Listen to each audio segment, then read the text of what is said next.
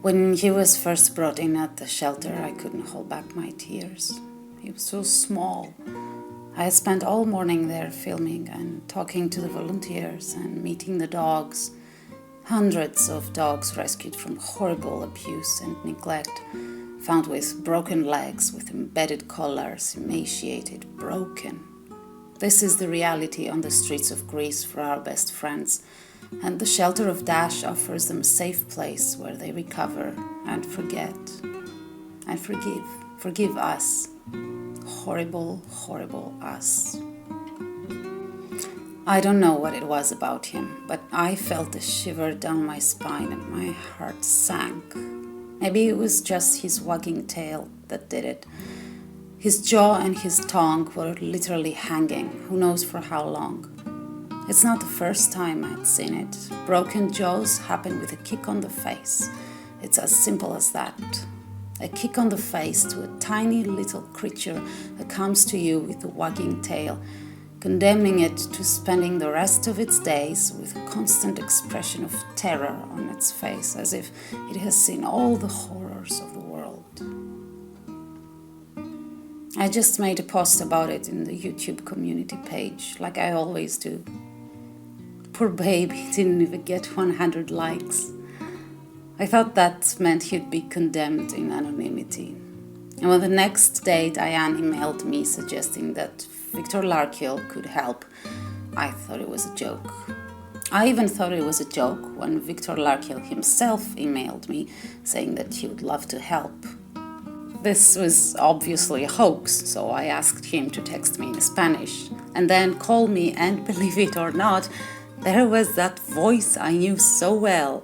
And a few days later, here he was with his amazing team, Sergio and sweet Sandra. Very sweet. It was really happening. We were really driving to Kalamata, to my Dash, the shelter I adore and admire and support, and there was Katerina, sweet and emotional as always. I had to stand back for a moment and just take it all in. Here were two worlds I knew and admired in front of me, getting together for that dog that I was crying for only a few weeks back. It's amazing when people come together, and more amazing are the dogs that bring people together. The dogs that are our best friends, our companions, our soulmates, the dogs that we abandon and mistreat and abuse. The dogs that we rescue, that we heal, that we bring back to life. A life of being accepted and loved, not rejected and mistreated. When Katerina brought little Apollo out, her eyes were more expressive than all the words that have ever been invented. All the love, all the anxiety, all the motherly instinct were suddenly there in her face. She was trusting that baby with Viktor. As Viktor was making a promise to her and to that dog that he will do what he does best, like we all do. We all do what we do best. When Sandra was holding him walking away from the shelter, it felt like Apollo symbolized all the dogs of the world. All the dogs that deserve that one and only chance, the chance that will change their lives.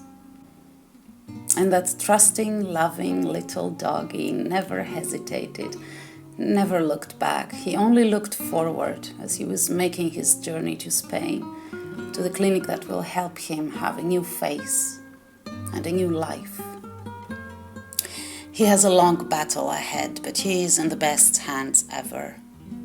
He is in the hands of the people that treat all animals they take in as individuals, as the most important and worthy of the patients that deserve the best treatment, the best care, the best life. The best life as far away from Greece as possible. I wish I could end this video differently, but unfortunately I can't.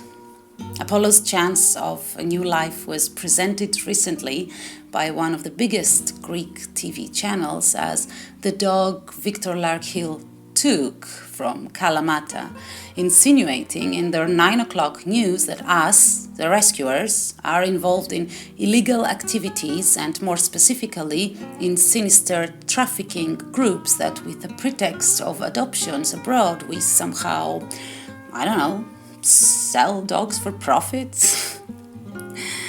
But this is the Greek reality, you see. Apollo, who survived on the streets with a broken jaw, is one of the many victims of the Greek streets. This past week alone, 6 cats were found murdered with their eyes gouged out and lined up on the street in Crete.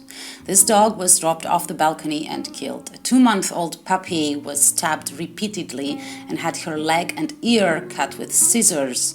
3 puppies were found drowned alive in the island of Paros. This horse that had been lying half dead for weeks probably miraculously disappeared, and this guy was spotted dragging a dog tied to the back of his car. None of these stories are ever covered by the mainstream media.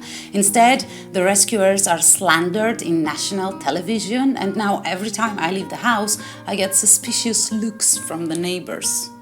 Why? Because I wanted Apollo to receive the best care. My bad.